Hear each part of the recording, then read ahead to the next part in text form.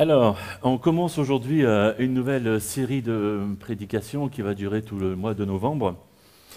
Et on va voir le chapitre 2 de l'épître de Paul aux Éphésiens. Au mois de septembre, on a vu le premier chapitre.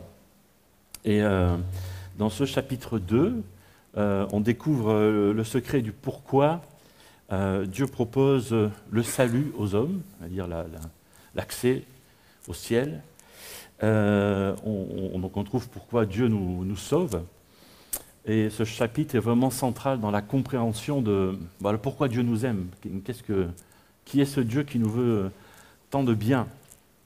Et je vais lire les 10 premiers versets et je vais picorer comme ça, je vais piquer dans ces 10 versets pour la prédication de ce matin. Alors, on commence avec la lecture au premier verset. « Autrefois, vous étiez morts à cause de vos fautes et de vos péchés.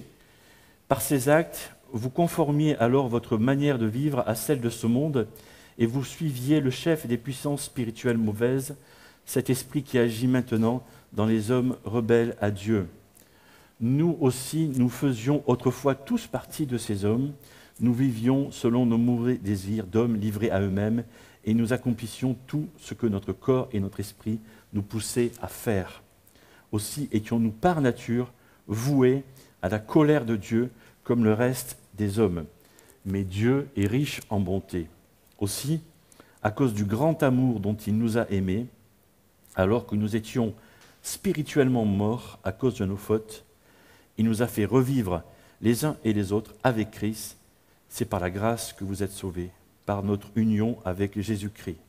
Dieu nous a ressuscités les uns et les autres et nous a fait siéger les uns et les autres dans le monde céleste. Il l'a fait afin de démontrer pour tous les âges à venir l'extraordinaire richesse de sa grâce qu'il a manifestée en Jésus-Christ par sa bonté envers nous. C'est par grâce que vous êtes sauvés, par le moyen de la foi. Cela ne vient pas de vous, c'est un don de Dieu. Ce n'est pas le fruit d'œuvres que vous auriez accompli. Personne donc n'a de raison de se vanter. Ce que nous sommes, nous le devons à Dieu, car par notre union avec Jésus-Christ, Dieu nous a créés pour une vie riche d'œuvres bonnes qu'il a préparées d'avance, afin que nous les accomplissions. Voilà les 10 versets dans lesquels on va piocher ce matin. Dans cette deuxième série de prédications que j'ai appelée « Dieu et moi ». Dieu et moi parce que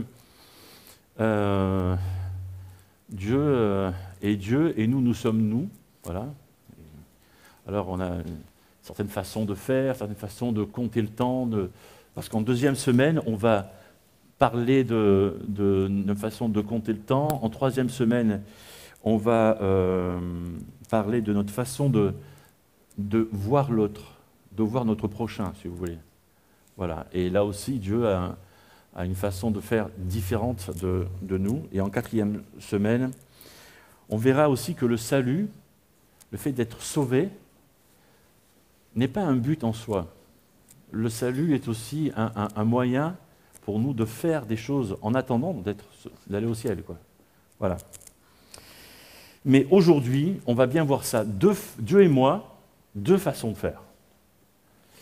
Alors, si vous connaissez déjà un petit peu Dieu, vous savez déjà ça. Vous savez déjà que Dieu fait les choses d'une certaine manière et il attend, si vous êtes croyant depuis un certain temps, que vous fassiez les choses un peu comme lui. Je dis un peu parce que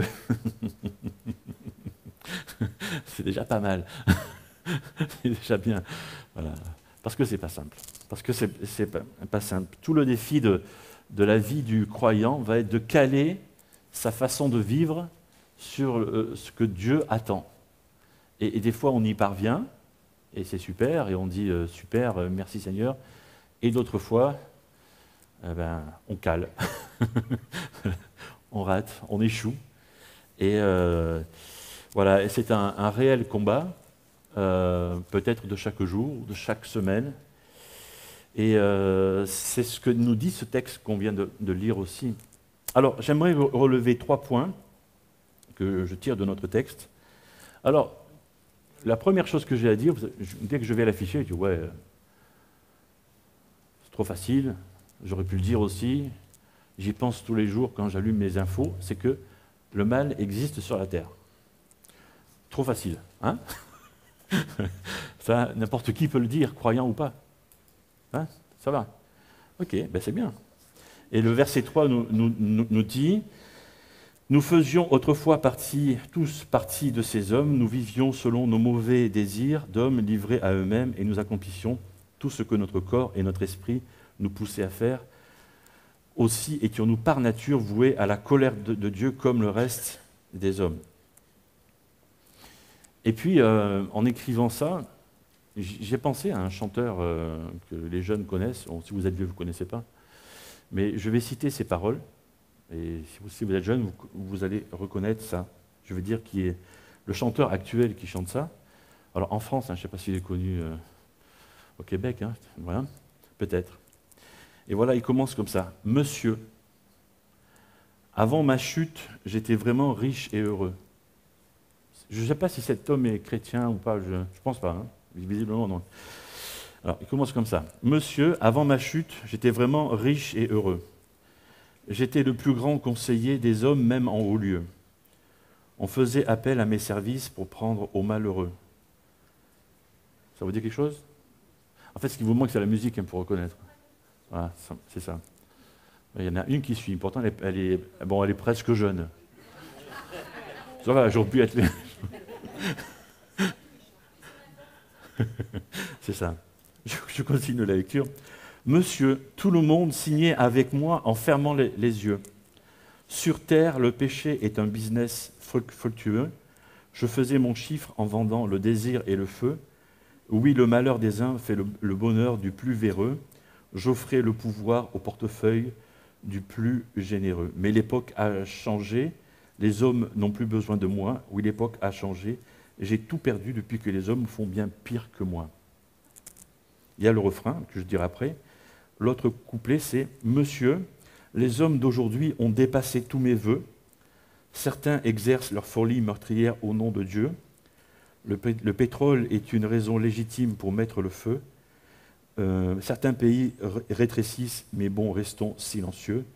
Malgré sa richesse, l'Afrique a toujours un creux. La télé m'a volé l'éducation de leurs morveux. Internet brûle leurs neurones beaucoup plus que la bœuf, c'est la drogue, hein, pour ceux qui ne savent pas. L'enfer n'est plus chez moi, mais bel et bien chez vous, monsieur. Mais l'époque a changé. Et puis, il finit en disant, depuis qu'on a pris son job, l'élève a dépassé son maître. L'enfer est bien plus gros sur la terre, depuis que les hommes font pire que Lucifer. Et le titre, c'est « Le diable s'habille plus en Prada », etc. Voilà. Quand j'ai écouté cette chanson, d'abord c'est la musique qui m'a, comme toujours, qui m'a attiré. Et puis après je dis, mais de quoi il parle? Qu'est-ce qu'il dit? Ok. C'est très très intéressant combien un chanteur actuel, je ne sais pas s'il est croyant ou pas, ou un petit peu, ou pas du tout, je sais pas. Mais c'est, voilà, je ne sais pas quel âge il a, peut-être qu'il a une trentaine d'années, cet homme-là. Mais voilà ce qu'il voit, lui, et comment il le dit. Et voilà ce qu'il voit de notre monde. Et comment il écrit, en fait. Hein. Et c'est intéressant, sa description. Je dis, tiens, si ça avait été l'apôtre Paul qui écrit maintenant, peut-être qu'il aurait fait une chanson aussi comme ça, en rap. Parce que c'est un rap. Voilà. Mais... c'est pas mal, quoi. Ça ressemble beaucoup à ce qu'on vient de lire, en fait. Hein. Ça ressemble beaucoup. C'est fou. C'est fou. Hein? Verset 2. Vous suiviez le chef des puissances spirituelles mauvaises, cet esprit qui agit maintenant dans les hommes rebelles à Dieu. Ça ressemble. Hein? Verset 3. Nous vivions selon nos mauvais désirs d'hommes, etc., etc. C'est dingue. Quand ce texte a été écrit, l'apôtre Paul, c'est au 1er siècle, à la louche, quoi. Hein, Donc il y a beaucoup de temps qui a passé. Il écrivait dans une autre culture, dans un autre pays, à d'autres gens que nous, hein, j'allais dire moins civilisés, j'ai un doute. J'ai un gros doute par rapport à la civilisation. Mais bref, mais les problèmes sont les mêmes. Les hommes sont les mêmes. Le problème des hommes ne change pas. La sanction de Dieu, parce que Dieu aime tous les hommes, mais Dieu n'aime pas le comportement des hommes. Surtout quand il est mauvais, bien sûr. Et donc il y a une sanction, c'est la séparation d'avec lui. Dieu ne supporte pas le comportement mauvais des hommes. Et donc il tient les hommes loin de lui. Et c'est pour ça que l'apôtre Paul, quand il écrit ça, il dit « Vous étiez morts ». Voilà la sanction de Dieu. Dieu ne supporte tellement pas les méfaits des hommes, leurs mauvaises choses, quoi, qu'il les tient loin de lui, tellement loin que c'est comme s'il était mort. Et il parle d'une mort spirituelle. D'ailleurs, c'est le terme qui est utilisé un peu plus loin. Et ce qui est très intéressant ici, c'est que malgré ça, c'est comment Dieu voit ces hommes qui sont morts spirituellement, qui sont loin de lui. Nous étions, c'est juste tout en bas là, au verset 3, nous aussi, par nature, voués à la colère de Dieu, comme le reste de tous les hommes. C'est ça, oui. C'est comme si Dieu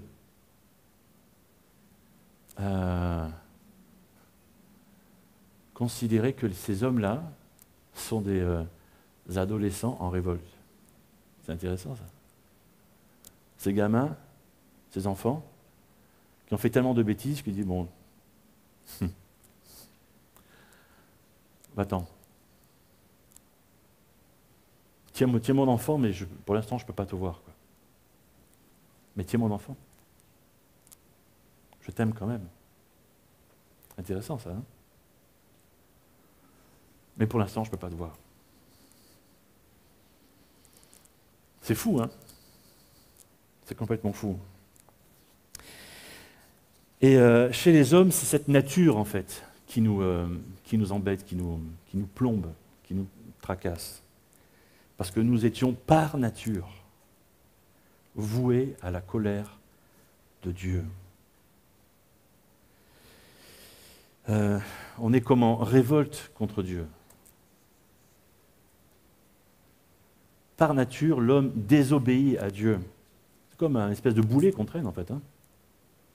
Et pas un petit boulet, un truc de 100 kilos qu'on traîne, quoi. Ouais, sérieux, c'est ça. Hein.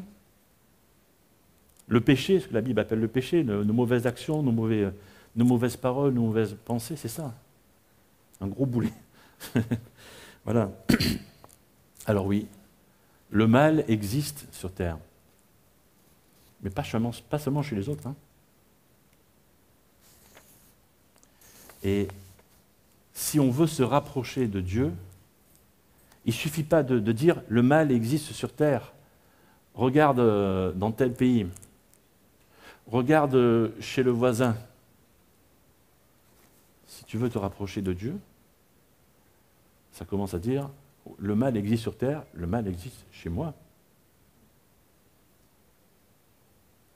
Il y a quelque chose à faire. Il y a quelque chose à dire. Ça commence là.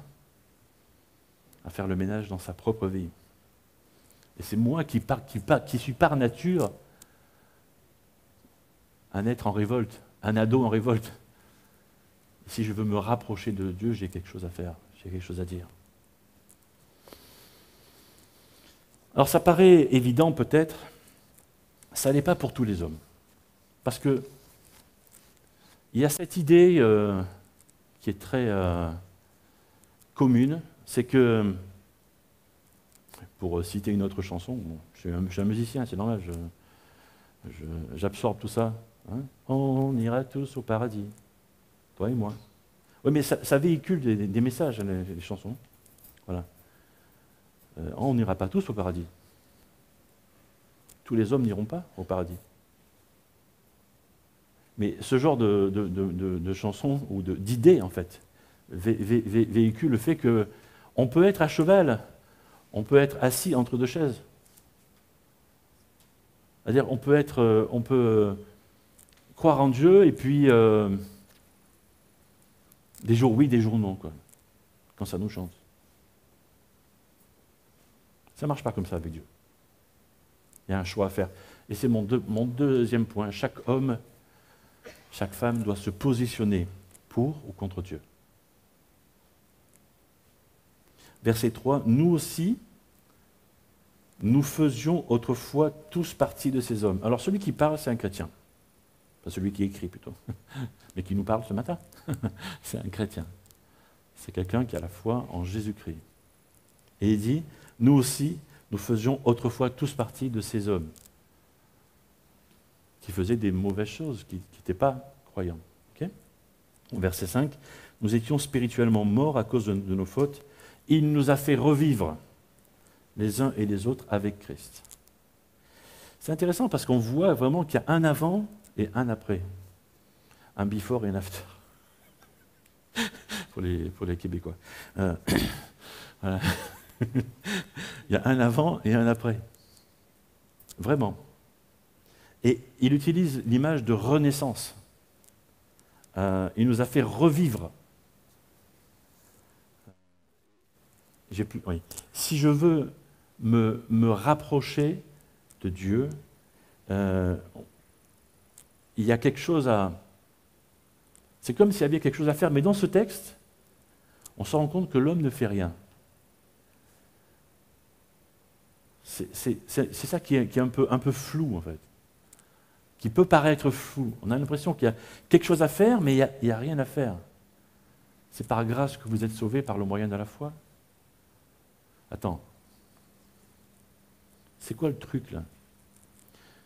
Qu'est-ce que je dois faire pour avoir ma place au paradis, tu vois? Qu'est-ce que tu dois faire? Tu dois rien faire. Faire? Rien. Tu dois rien faire. C'est quand que je fais un truc pour avoir ma place au ciel. C'est bizarre, ça, hein? Non, tu dois croire. Pas faire. Croire. On est tellement habitués, tu vois, tu veux t'acheter des fringues, je vais bosser, je vais essayer de ne pas voler, je vais essayer de travailler. Quand même, c'est honnête, c'est vrai, ça va. Ou je vais faire du troc, mais même si je fais du troc, je fais quelque chose, tu vois. Le troc, c'est bien aussi. Mais je fais quelque chose. Là, pour avoir ma place au ciel, j'ai rien à faire. Je dois croire. C'est pas pareil en fait. Entre Dieu et moi, c'est deux façons de faire différentes. C'est pas la même chose. C'est par grâce que vous êtes sauvés par le moyen de la foi. La foi. Chaque être humain doit se positionner par rapport à sa foi en Dieu, oui ou non. Oui ou non, sérieux. Oui ou non, tu crois en Dieu ou tu ne crois pas en Dieu? Si tu crois en Dieu, ok. Ou alors tu ne crois pas en Dieu. Tu ne peux pas dire oui, je crois de temps en temps. Ou... Non, tu crois ou tu ne crois pas? Sérieux. Le truc, c'est que s'engager, ça fait peur. Ça fait peur. Voilà. Alors, j'ai entendu des gens dire, ouais, les croyants, la foi, c'est pour les faibles. Ça me fait rigoler. Hein, ça te fait pas rigoler, toi? Je sais que ça le fait rire aussi. Parce que s'il y a un truc qui n'est pas pour les faibles, c'est la foi. C'est pas vrai? Attends. La foi, c'est tellement pas fait pour les faibles que j'en ai fait mon métier, tu vois. Si c'était trop facile, je ne serais pas là, en fait. Parce que j'aime pas les choses faciles. Bon, je suis un peu fou, mais c'est ça. Il y a des gens qui disent, ouais, la foi, ils vont citer Karl Marx, etc. La religion, c'est l'opium. des peuples, machin, tout ça. Ouais, ouais. Vas-y. Mets-toi à croire et puis après, on verra. Mets-toi à croire en Dieu. Quand quelqu'un te dit que ton état de santé c'est fichu, quoi. T'arrives au bout. Tu vois? Qu'est-ce que tu fais là? Tu es faible ou tu es fort? Moi, je te dis que tu es fort hein, pour croire qu'il y a un Dieu que tu ne vois pas, qui peut te faire vivre des choses encore. Je ne sais pas quoi, je ne sais pas combien de temps. Hein. Moi, je te dis que tu es fort. C'est pas vrai? Ouais. La foi, c'est pour les forts. C'est pas pour les faibles. Mon troisième point, Dieu brise le cercle vicieux du mal. Versets 4 et 5. Mais Dieu est riche en bonté à cause du grand amour dont il nous a aimés, alors que nous étions spirituellement morts à cause de nos fautes. Il nous a fait revivre les uns les autres avec Christ. C'est par grâce que vous êtes sauvés. Alors, quand on ouvre la Bible, au tout début, on voit la création. Hein? Et puis on voit que Dieu a créé les cieux, la terre, les océans, les animaux, la nature, les lacs, les rivières, et puis les êtres humains.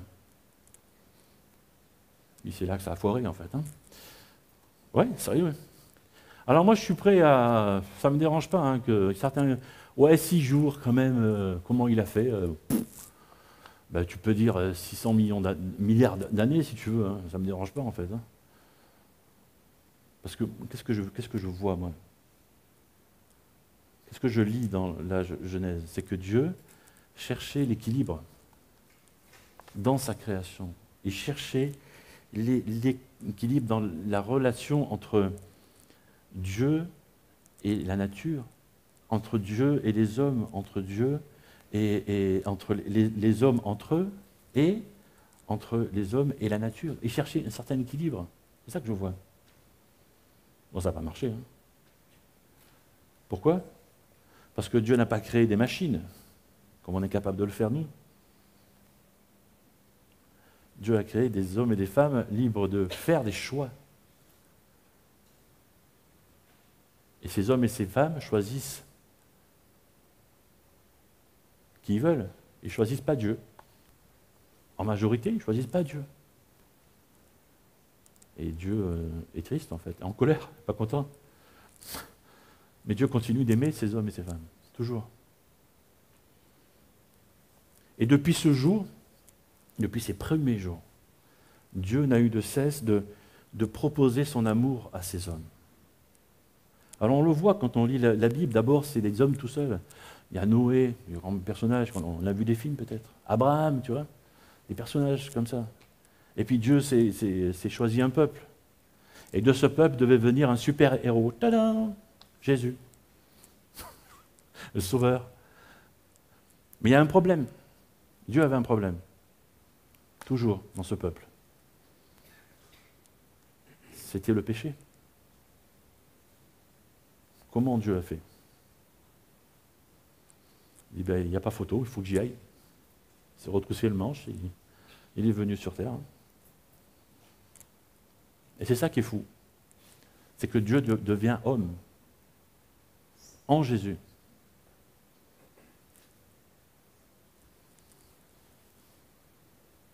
Alors comment le Dieu créateur devient homme?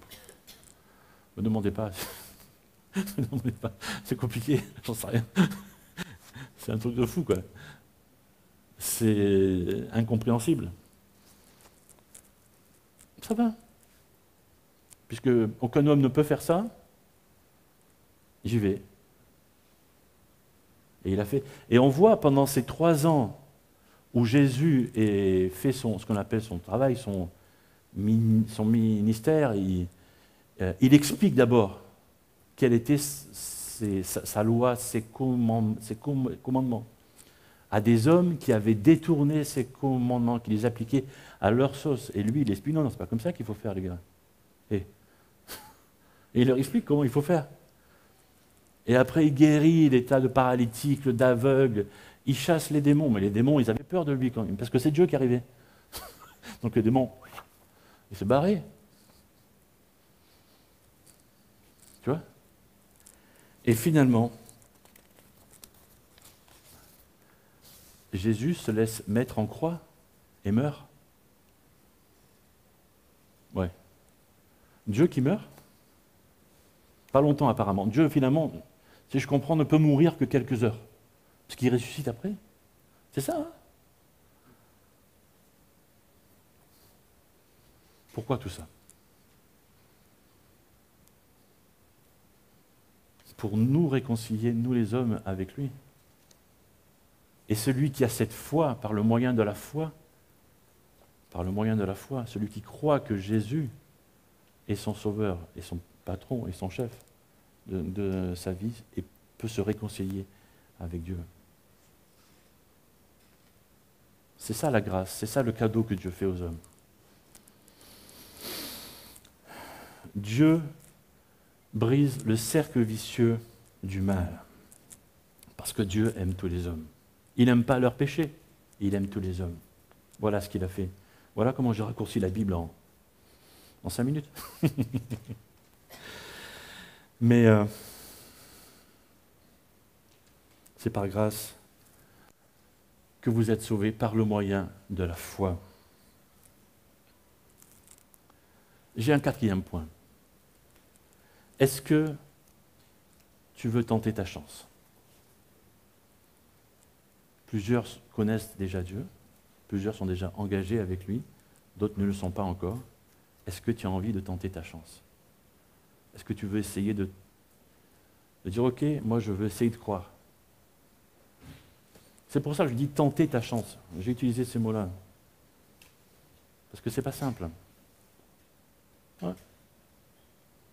Est-ce que tu veux essayer? Parce que Dieu, il est présenté quelquefois comme le père fouettard, tu sais, celui qui donne des coups de bâton, là. Ok? Ou on le présente comme dans le ciel, tout là-haut, tu vois, tout là-haut, assis sur son trône, tu sais. Et comme dit une autre chanson, il se penche sur du haut de son ciel, et il regarde. Ouais, c'est une autre chanson qui dit ça. Ouais, ouais. Et puis, d'autres présentent Dieu comme un fou sanguinaire. Hein. Mais quand on lit le texte qu'on a lu ce matin, on ne voit pas ça. On voit plutôt des hommes qui sont tordus, en fait. Sérieux. Tordus graves. Mais graves de chez grave. Tu vois. On voit des hommes qui sont attaqués. Hein, attaqués à l'acide, mais qui sont rongés, quoi, et qui veulent du mal aux gens qui sont autour. Quoi. Hein? Vous ne voyez pas ça autour de vous? Oui, on voit ça. C'est ce qui me fait dire que la Bible est vraie. C'est ce qui me fait dire que la Bible est vraie. Et quand je regarde ce qu'était ma vie avant, je dis, ouais, ben, c'était moi aussi, en fait. Hein. Ouais, donc la Bible est vraie, finalement. Ouais, ça va. Ouais, c'est pas vrai? Ok, ça va. Donc on peut faire ce constat que ce qu'on trouve dans la Bible est vrai. Et que Dieu nous aime, que Dieu t'aime. Et que Dieu veut de bonnes choses pour toi. C'est une question de foi. Croire. Est-ce que tu n'as pas envie de tenter ta chance ce matin? J'aimerais qu'on ait maintenant un temps de recueillement, et je vais prier aussi pendant ce temps. Peut-être que l'un ou l'autre a quelque chose à dire à Dieu au fond de son cœur. Et je serai disponible après, pendant l'after et plus loin encore, pendant le repas aussi, ou après même. Voilà, pour discuter si c'est nécessaire. Seigneur, merci parce que encore ce matin, au travers de la Bible, ta parole, tu nous rappelles ou tu nous apprends des choses. Et c'est vrai que, oui, le mal existe sur terre et nous sommes capables aussi les uns les autres de produire, de faire, de penser de dire ce mal, le péché comme tu l'appelles, les choses qui ne sont pas bonnes. Et Seigneur, un jour ou l'autre, il faut se positionner pour ou contre toi et te dire, peut-être que l'un ou l'autre a envie de te dire, moi je veux essayer de croire en toi, Seigneur Dieu. Je veux te demander pardon pour mes erreurs, et peut-être que l'un ou l'autre est en train de répéter ça dans son cœur, là. Je veux te demander pardon pour mes erreurs, pour mes fautes, te demander pardon pour mes mauvais actes, te demander pardon pour mes mauvaises paroles, mes mauvaises pensées, que sais-je. Et Seigneur, Jésus devient le maître de ma vie. C'est vrai, Seigneur, ça me fait peur parce que je ne sais pas trop vers quoi je vais, mais je veux te faire confiance. Et je veux croire, Seigneur, que c'est toi qui me réconcilie avec mon Créateur, avec mon Dieu.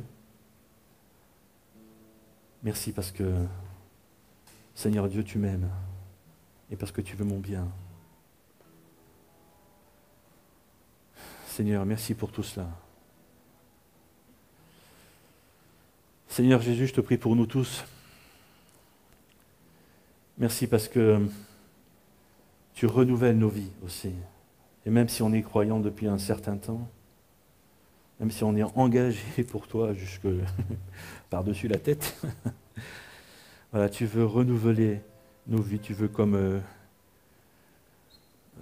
nous faire du bien, comme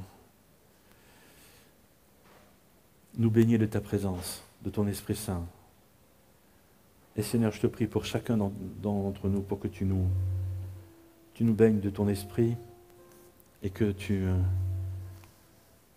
renouvelles nos vies comme à nouveau. Merci parce que tu as de belles et de grandes choses pour chacun d'entre nous, de prévues. Merci pour la foi que tu déposes en nous. Et je te demande de consolider cette foi dans le cœur, dans l'âme, dans la tête, dans le corps de ceux et celles qui te connaissent depuis longtemps, depuis peu de temps, peu importe. Mais voilà, consolide cette foi, fais-la encore grandir, renouvelle cette foi.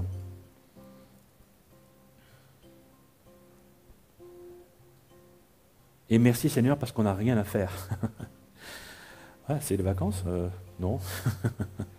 Mais Seigneur, simplement tu as tout fait à la croix déjà. Merci pour cette croix. Et merci parce que cette croix, même s'il y a 2000 ans, est encore active pour nous.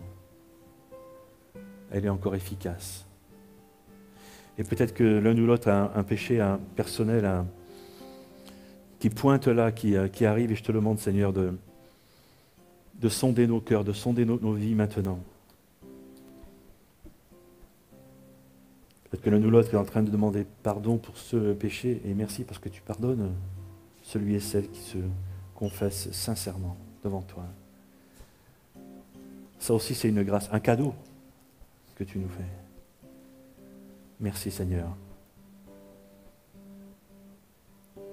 Parce que quand tu pardonnes, tu oublies. C'est un super cadeau que tu nous fais là. Merci pour tout cela. Que la gloire te revienne, Seigneur Jésus, toute la gloire. Amen.